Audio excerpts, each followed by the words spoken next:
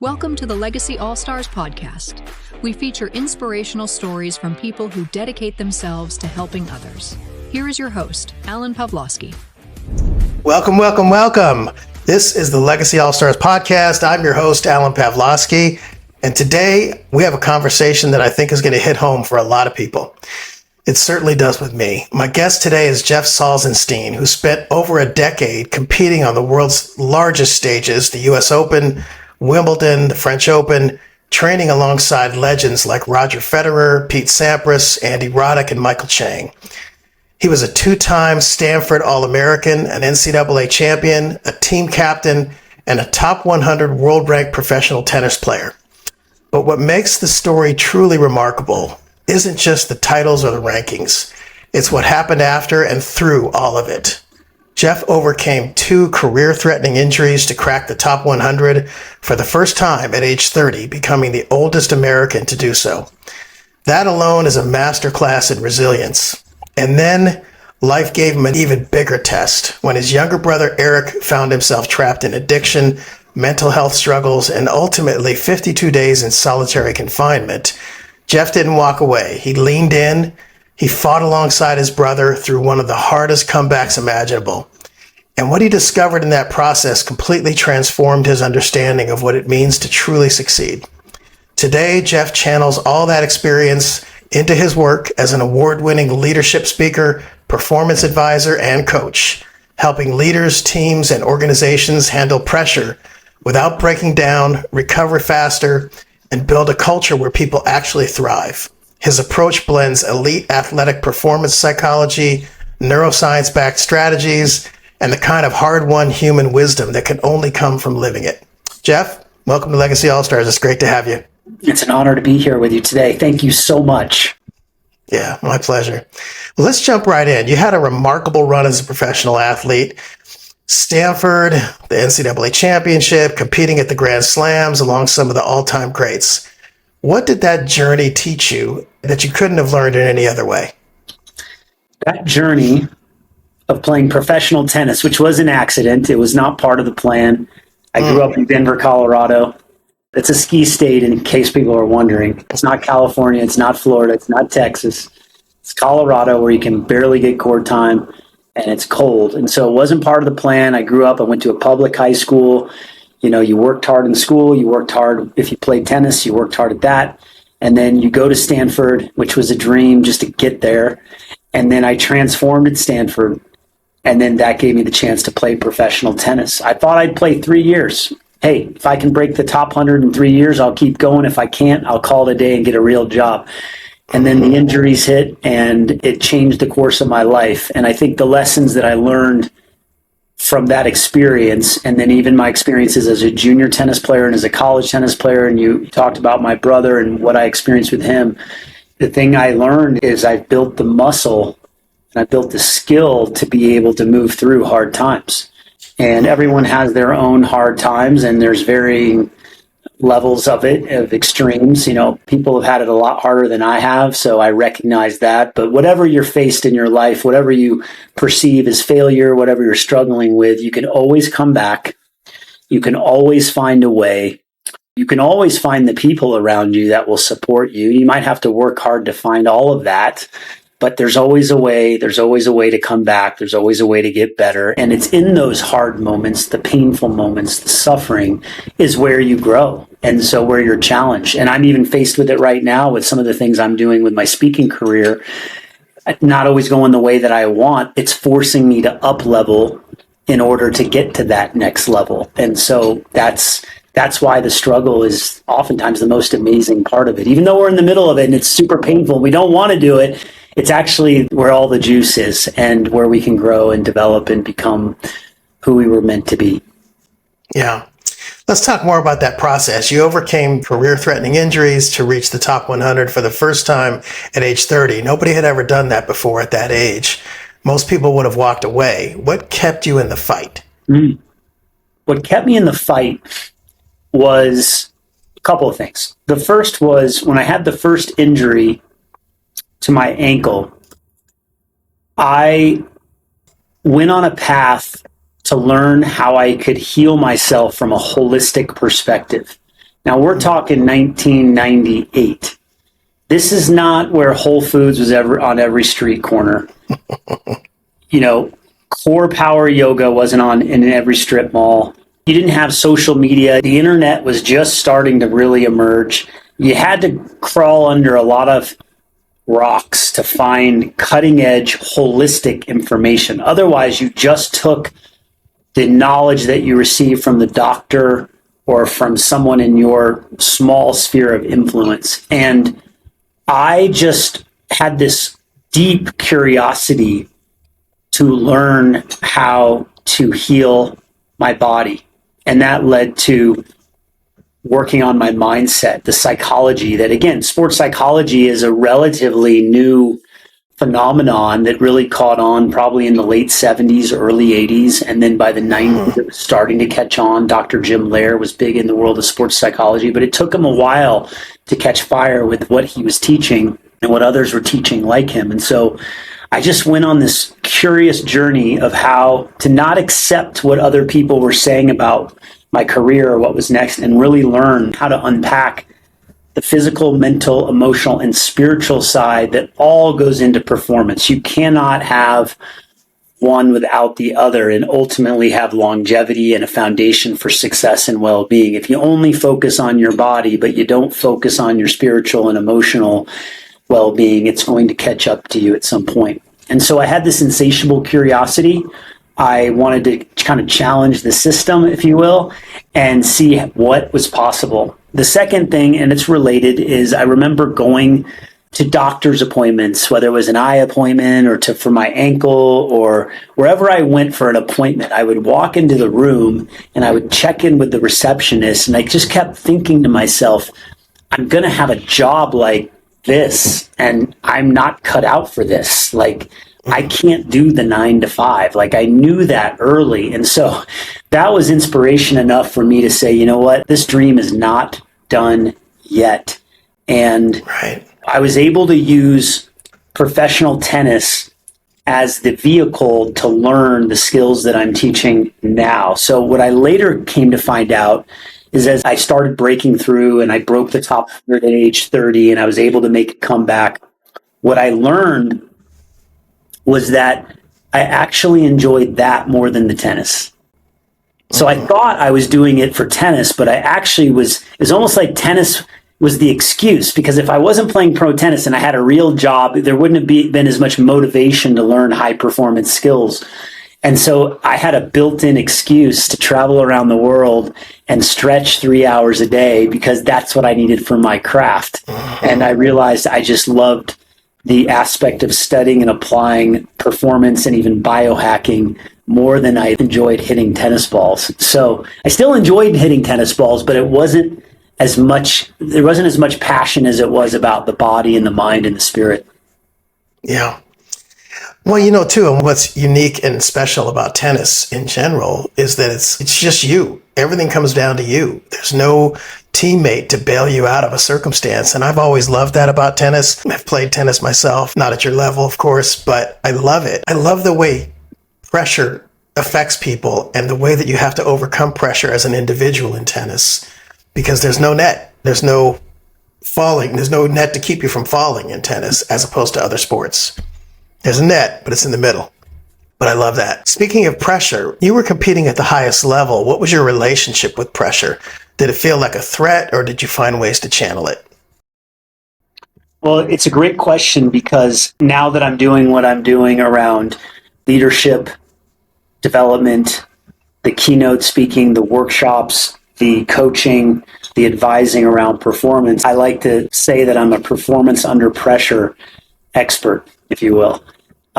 So the category, or what I solve for people that are wanting to be elite and stay elite without losing themselves, without selling out, without sacrificing their well-being, is how do we perform at elite levels? How do we show up with excellence without losing ourselves? How do we do it under pressure? And my relationship with pressure is interesting because, and this is why I believe I can really speak into it and teach it at a deep level, is because I wasn't clutch under pressure all the time.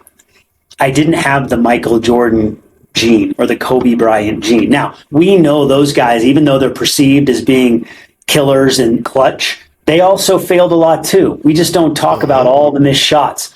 But on the spectrum, Pete Sampras was more clutch than me. Okay, I can admit it.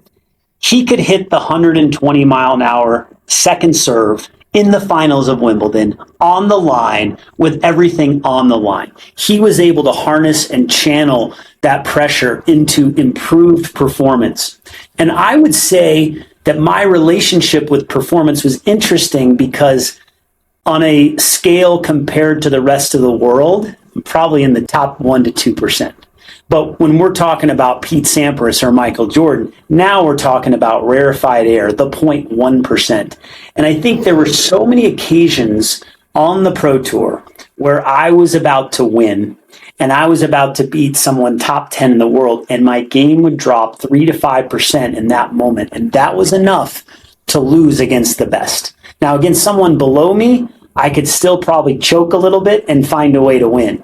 And so overall, I think that I handle pressure pretty darn well.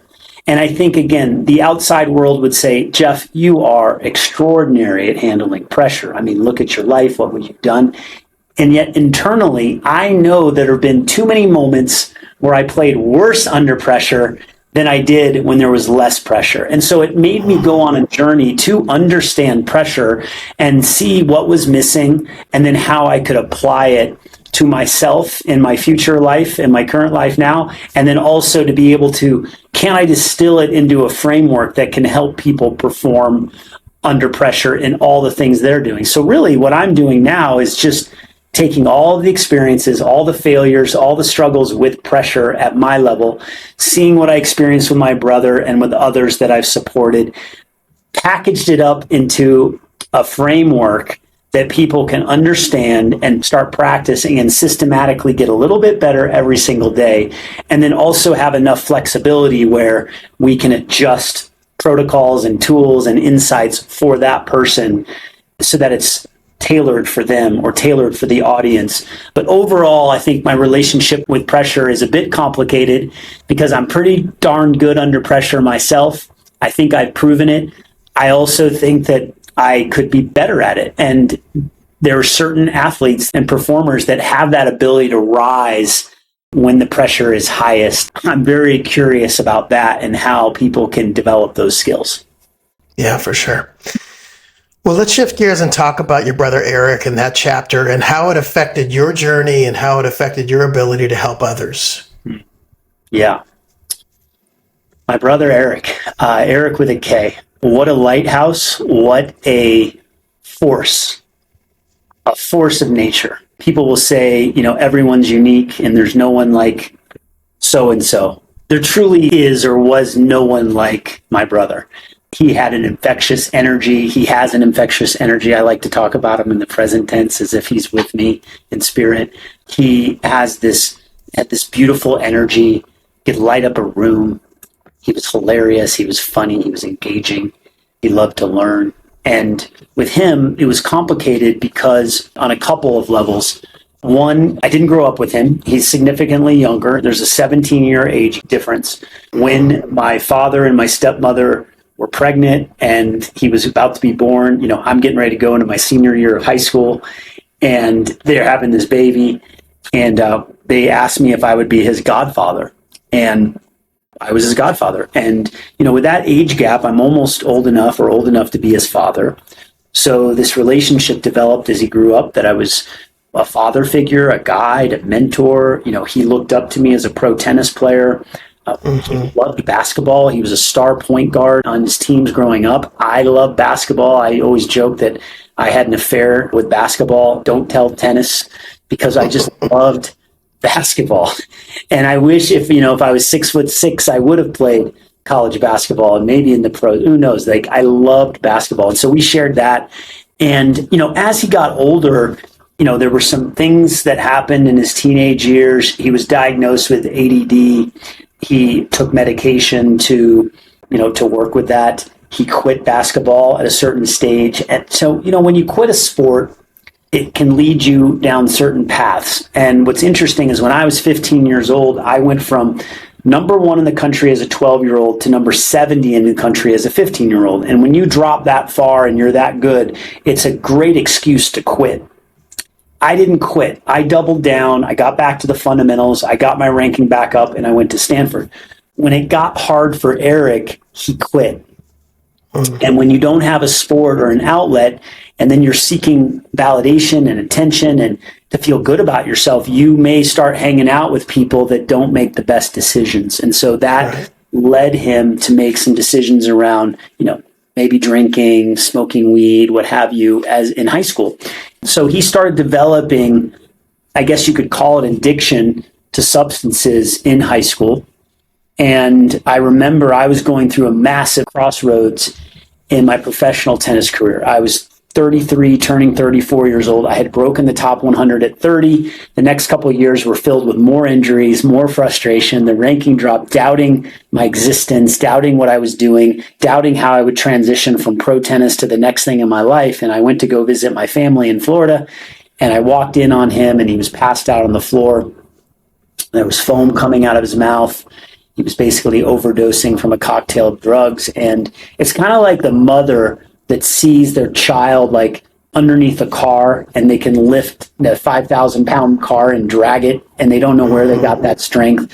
A version of that happened. I didn't lift anything, but I picked him up. I put him in the hospital, drove him to the hospital. They pumped his stomach. He was okay. And that was the moment, I think about life has these moments, these defining moments. We all have them, whether it's with our health, someone else's health we care about, a relationship, our career. We go through these defining moments, and we always get to decide how we're going to show up in these moments. We get to be aware enough and have the skills to handle these moments and talk about pressure. Like, what do you do in these moments? And all those years of playing tennis, I think, allowed me to detach from the outcome, detach from the emotions of it all in the moment, and just say, what is the task at hand? I got to save my brother. And so had I not been visiting and he had overdosed, and my dad called me and said, hey, this happened to Erik, I might have been like, oh, that's terrible. I'm really sorry. But when I saw it physically and how low he was and how lost he was, it was almost like my out or my excuse to say, oh, I'm not supposed to play pro tennis anymore. It's time for me to help my brother. And so there was never even a deliberation. There wasn't a, should I keep playing pro tennis or should I help my brother? It was a switch. And so within 6 days, I had borrowed $35,000 from a family member and a wealthy friend. I had found a rehab facility. I got him there, dropped him off, and that began my coaching career. And so side by side, as he's going into rehab, I'm quitting the pro tour and becoming a coach. And I realized within the first month of coaching tennis players, junior tennis players, and parents, I realized, oh my gosh, I am so much more fulfilled helping someone hit a forehand or learn a new skill or work on the mental game than I was playing pro tennis. I was miserable a lot of the time playing pro tennis because you lose a lot. And it's hard to stay upbeat when you're losing and you're not making a lot of money and you're traveling and you don't have a ton of support. It's a hard business. And, again, you learn how to get tough through those losses, but it wasn't easy. And so just coaching was amazing. And then, my brother went on a crazy journey himself, went into the rehab, came out of rehab, moved in with me, relapsed, moved back to Florida, committed 2 felonies, went to prison. And then halfway through prison, we weren't in touch because I had a boundary. I learned about boundaries. When I coach now, if someone's struggling with boundaries in relationships or with communication, I have that skill set because of what I went through with my brother that I wouldn't normally have had. It was a very extreme situation, but he called me from prison halfway through. And basically it was like, Jeff, you're the only guy I know that's doing it, really living this performance, well-being lifestyle. I don't even know who to turn to, but you're my guy. How do I turn this around? I don't know how to do it. And so we just began the process. I said, listen, you're going to call me every week. We're going to get on a call. I'm going to listen to what you're doing. I'm going to give you advice. And I just started coaching him up every week, pouring into him, pouring into his body, his mind, his soul. He started just transforming himself. And I watched this thing happen firsthand. And so I've had experience transforming myself in tennis. I went from a kid who was super small, getting overpowered. I went through puberty. I grew. I was a kid who had a bad serve. I developed the serve. I've continued to iterate and evolve my tennis career and my life even up until now. So I have that muscle developed. And then I watched my brother do the most amazing transformation of all time. He completely transformed his body. He transformed his mind with his thoughts and his words. He started being of service to the inmates. He cleaned the toilets at 5 a.m. just to be of service. And I mean, I realized that, like, you're serious about transformation because you never cleaned the toilets at home. You weren't doing that. He started doing breath work and journaling and meditation. And he was just all in. And it was such a beautiful thing to watch someone who, devoid of the distractions from the real world, he was in prison and he was literally changing himself, and that was what he was doing 24 hours a day. And so when he got out of prison, he was just committed to sharing his message with the world, and you could just feel that energy. I would say, like, you're going to be like the next Tony Robbins. Like, you have that kind of story or, like, you know, a way about you. And we talked about being on stages together. Within 2.5 years of getting out of prison, he won a speaking contest. He won a speaking contest, which won him a TEDx talk. And so when people tell me they can't do things or they're struggling, and I just say, listen, my brother spent 52 days in solitary confinement. He was at his lowest rock bottom, truly, in a maximum security prison. And when he got out within 2.5 years, he's standing on a TEDx stage telling his story. You know, that's not a normal story. That doesn't happen. And so I try to inspire people with that message that, like, anything is possible and you can change and you can transform. You just got to learn to get out of your own way and apply the fundamentals to own your zone. And yeah, and so he was just so uber successful out of the gates. But, you know, life brings pressure and life brings stress. And sometimes even the most successful people struggle with it, oftentimes more than anyone else. And that's what he experienced. He experienced a challenge with success, his relationship with success compared to how he used to be, his identity. And when you don't have the tools or you haven't healed yourself enough, you're going to turn towards things that will soothe the pain or soothe the discomfort and the pressure. And for him, his go-to was drugs. And so he started using drugs again after all the beautiful work that he did. And ultimately, we lost him to a fentanyl overdose almost 4 years ago. And so I had this firsthand account of, like, helping him, not talking to him for years, then being his best friend for years, then watching him succeed and being so happy. Like, I'm supposed to be his corner man now. Like, he's supposed to be doing this podcast and I'm supposed to be helping his brand and his coaching and, like, keeping him on track. And now what I've learned from this experience is that this is my story to share with the world and bring him with me. We were supposed to be on stages together. We are on stages together because I bring him into the room and I share the story, and really just honoring my brother in a positive light. And that a lot of people are struggling out there and they need to hear this story, and they need to know that if I'm open and vulnerable about what I've learned and even mistakes I've made, and I open this conversation up, there's someone in the room that says, oh my gosh, I'm not alone, or maybe there's a way through and there's a way out, or maybe I can help my son or my daughter. And so this is how I can make a difference in the world. And it's a beautiful thing for me to get to this stage in my life. I'm 52. And I get a second chance. My first chance was playing pro tennis, but it was all for me. Now I get a second chance to be on big stages and help people. And I don't think there's anything better than being of service in this way and being able to share everything I've learned and being able to bring my brother along on this journey. This is the Legacy All-Stars podcast. I'm your host, Alan Pavlosky. Today's episode is the part 1 of a special 2-part episode with Jeff Salzenstein. What a powerful episode this is. I know you're all going to enjoy it. This will be the first part, and come back next week for part 2.